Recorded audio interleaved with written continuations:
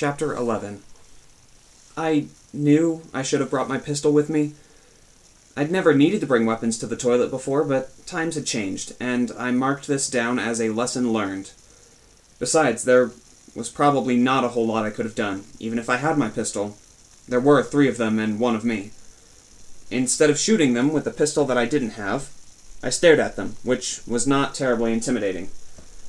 One of the fads stepped forward and did something with its mouth that, were it to come from any other species, I might have thought was a smile. He took his hat off and pressed the brim to his chest. "Good morning," the fad said.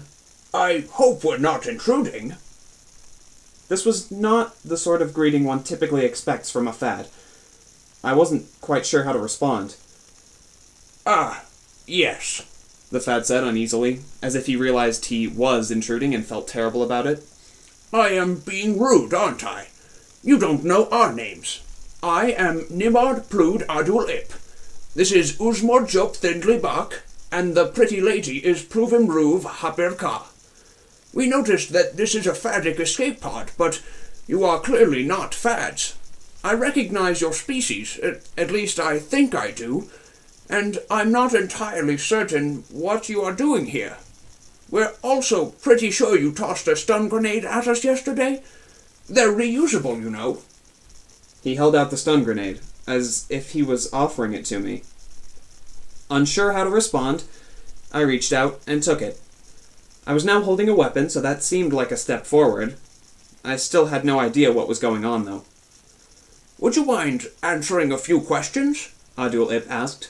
"We are very curious about who you are and how you came to be here."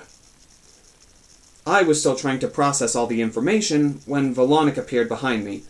Then he shoved me out of the way and bowed in almost a single movement. He proceeded with his weird rural inductory gesticulations, hand and head movements plus a lot of footwork. "I am Volonic, 5th Sikon of House Agitage, 3rd rung of the caste of the Elevated." "Terrific," the fad called Thidlybach said cheerily. "I love his little ritual." "It is very charming," Hapir Ka agreed. "And this," Volonic continued, "is my ritual brother, Zeke Reynolds." So, here's something to keep in mind. The fads hated me. They hated everything about me. You know the expression to hate someone's guts? They hated my guts, and my other organs too. They hated my lungs, that's how much they hated me. Maybe that sounded a little self-absorbed, but it seemed like their entire imperial policy was built around the question, what would make Zeke most miserable? With that in mind, I felt like it would be a good idea not to tell the first fads you saw that the guy standing in front of them, with no gun and in desperate need of a urinal, was the being their species most wanted to execute. That was how I saw it. "Seriously?" Adul Ip asked, his orcish face brightening like he'd just heard a new torture chamber had opened up on his block. "You're Zeke Reynolds? For real?" "Of course," said Volonic before I could devise a convincing lie that would somehow make them forget what they'd already been told. "Why would anyone pretend to be Zeke Reynolds?" "For attention?" Thidlybach proposed. "I bet everyone wants to be his friend," Hapir Ka said. These two seemed just as excited as the first fad.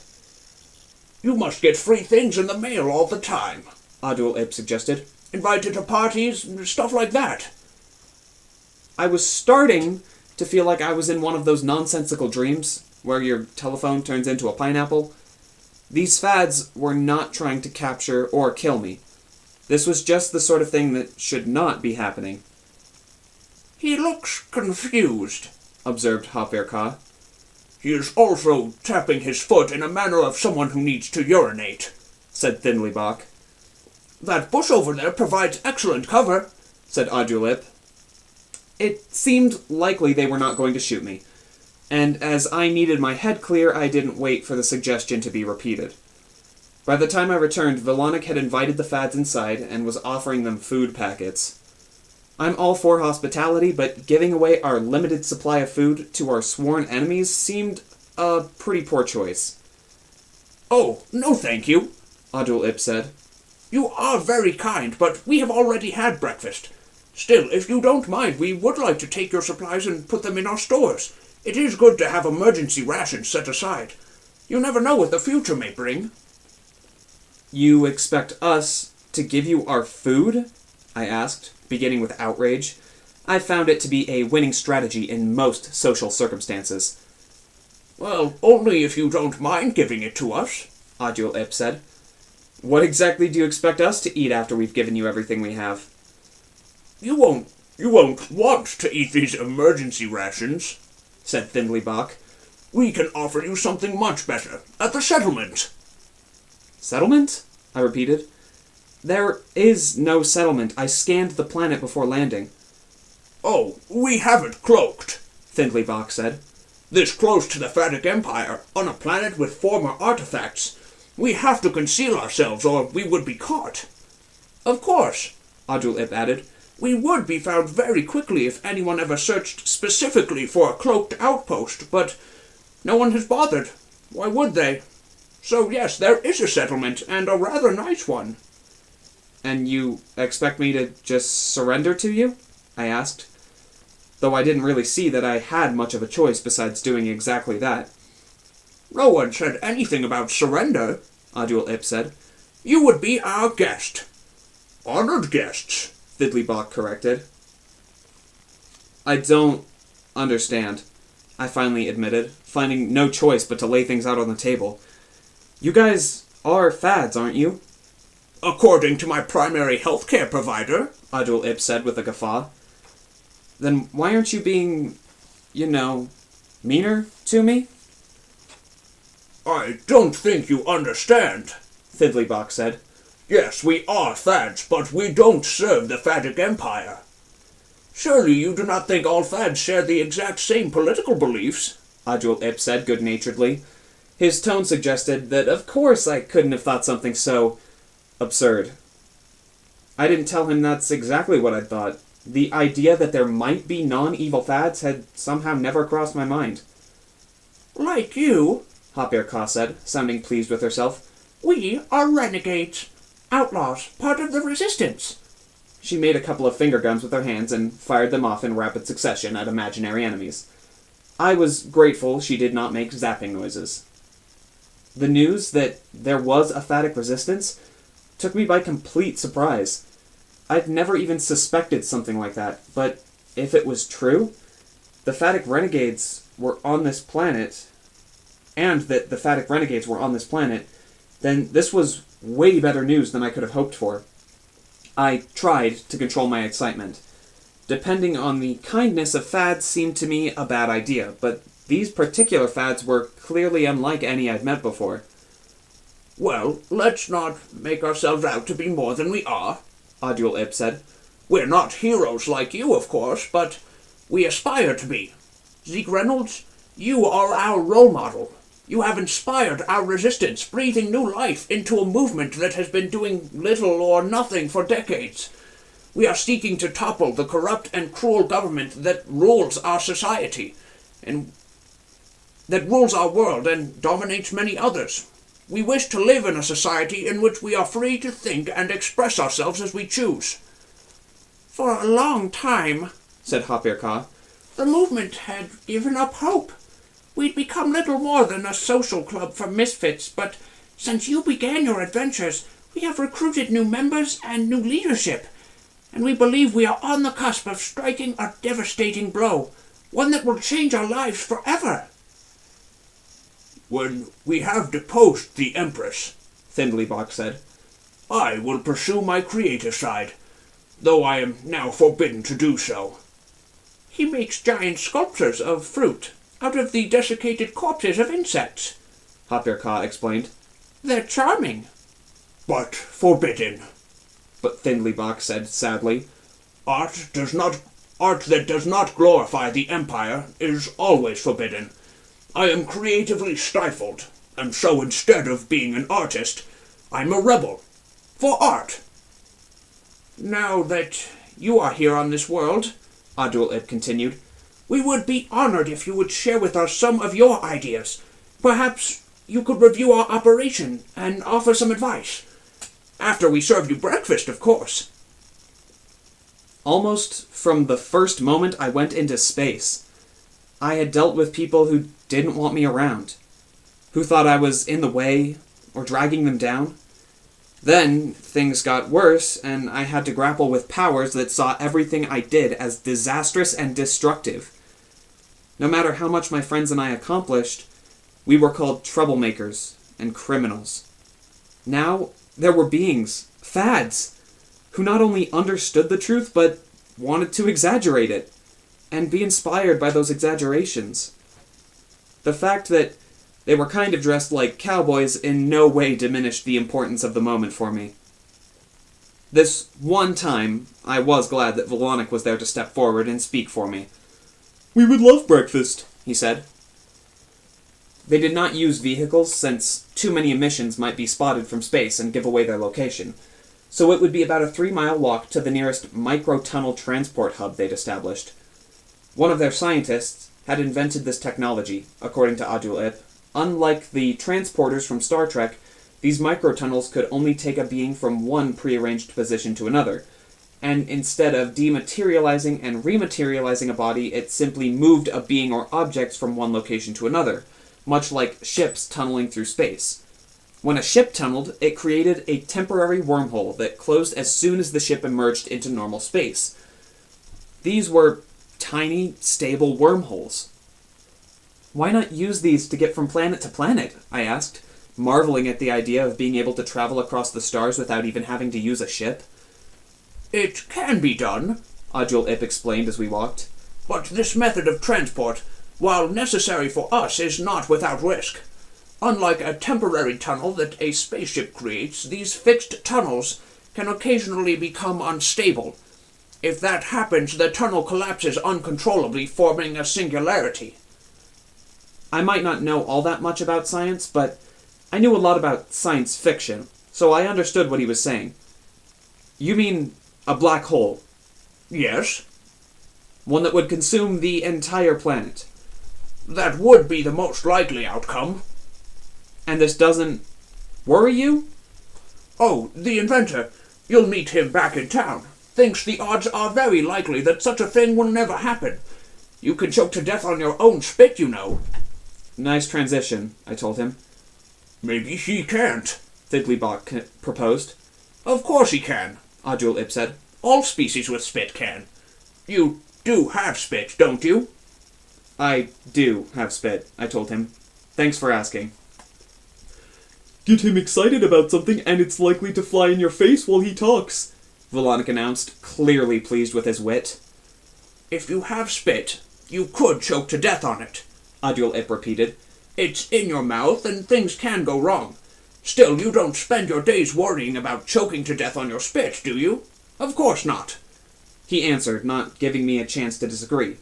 Though I wouldn't have. "Similarly, we don't worry about our entire planet vanishing within a matter of hours into a micro-singularity." These struck me as very different kinds of concerns, but I couldn't really do much about whatever experimental technology they were using to get around the desert planet. Were these fads totally nuts? Which was starting to look like a real possibility? Or just your regular old fads up to no good? They could be trying to lure me into a false sense of security. I couldn't guess why they would do that, but I'd faced too many disasters to let my guard down, no matter how sincere this bunch of space orcs might seem. "There's an escape hatch," Adul-Ip said. "To a planet, I mean. We do not like to use this system for interstellar travel since we wish to keep it a secret, but we have an emergency anchor portal to a distant location. We have chosen a planet where we might further our rebellion, so we could still be useful should this world be, on the cusp of vanishing into a vortex of nothingness." To be clear, there was not 1 second of conversation I'd had with these fads. I had not been thinking about whether or not they could provide me with a way off this planet. I was using the word provide in the loosest sense. Maybe I'd been spending too much time with Steve, and maybe I didn't want to live the rest of my life, or even pass the rest of this conflict, on this desert planet. But I'd be perfectly willing to steal a ship if that's what it took. Tamrat was out there somewhere, and if she was not coming to help me, there was a pretty good chance that she needed help herself. My parents needed help, and Alice needed help. I was not going to sit around while a bunch of weirdos talked about black holes and spit while I was needed elsewhere. Now, of course, I was thinking that maybe no spaceship theft would be required, at least not immediately. If there was some kind of portal to another planet, perhaps that would be enough. Where does it lead? I asked, in my most casual voice. This escape hatch. No doubt Zeke is thinking he could use it to escape from this planet, Volonic explained helpfully. He wishes to be back in the conflict, you know, though I am quite pleased to be away from it. It seemed to me that bashing Volonic's head in with a rock might create the wrong impression with our new hosts. So I smiled like an idiot and hoped the moment would pass without them thinking too much about how I'd do just about anything to get away from them. You don't need to run away from us, Hopierka said. We're on the same side. Besides, if aliens start popping up unexpectedly in strange places, it might draw attention, and then the escape hatch would no longer serve its purpose. We don't have the resources the Empress has, so we need to keep our secrets until we absolutely need to use them. I decided that maybe subtlety wasn't my strong suit, and even if the fads seemed to think I'd rolled a natural 18 in charisma, I was still going to have to deal with Volonic lobbing truth bombs at my best efforts of subtlety. These renegades claimed they admired me, so maybe I should be straight, or at least straight-ish with them. Look, I know you don't want to give away your secrets, but I can't stay here. What are you even doing on this planet? Findleybach asked.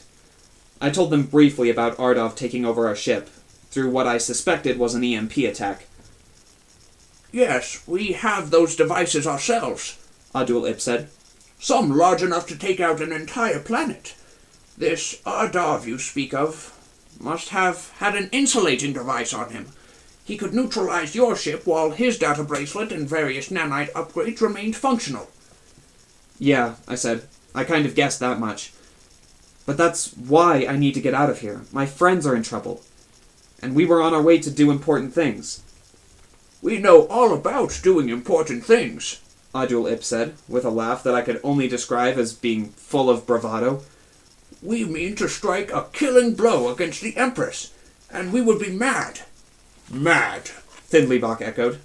We would be mad, Adul-Ip continued, if we did not take full advantage of the presence of Zeke Reynolds, the hero of Ganar, rescuer of prisoners, bane of the Empress.